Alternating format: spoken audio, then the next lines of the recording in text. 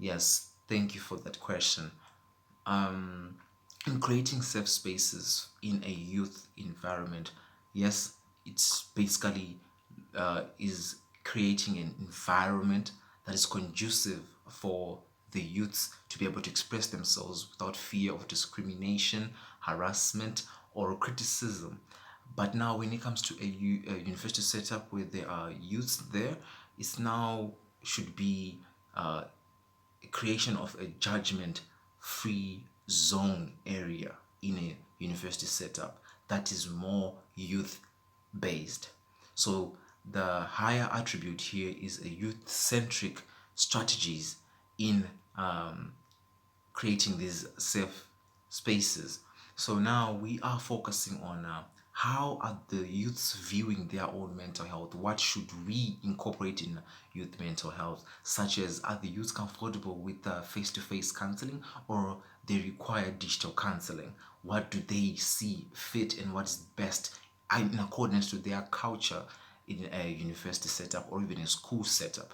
Or we're even looking in the equitable basis to say who desires counseling with an elderly person, who desires counseling with a peer, who desires counseling maybe with a professional therapist, who desires counseling, in different manners, in different areas and venues, who desires counseling with a female, who desires counseling with a male therapist. So, we're looking at this in an equitable basis to see how can we create safe spaces in accordance to individualism. We're not trying to, to put a trickle down of strategies to say, okay, this is how it should be done at our university.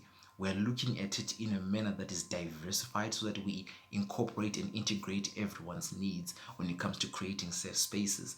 So for me, that's a very key area in creating safe spaces. And from there, from the environment, we are also looking at creating safe spaces within one's mind. That's a very key area so that we incorporate aspects to do with resilience amongst the youth. That's very important because we're looking at creating safe spaces in a university setup, but these youth are having precipitating causes of depression at home.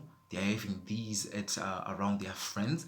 They're having these, in different contexts. So we are trying to look at these contexts and say, if they're having a safe space here at school or maybe at home, but when they are at home there, they are having abusive relationships with their parents. They're experiencing loneliness from their friends. So how best can they cope with these stressors?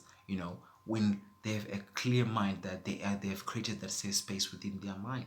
So that incorporates a resilience and it robs in self-reflection to say, no matter what I face in life, I am enough.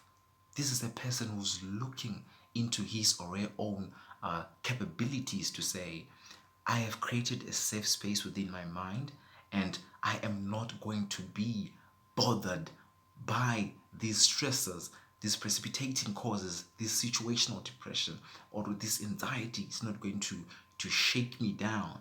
I'm going to be resilient enough to get up and continue with my journey, for I have a purpose in life.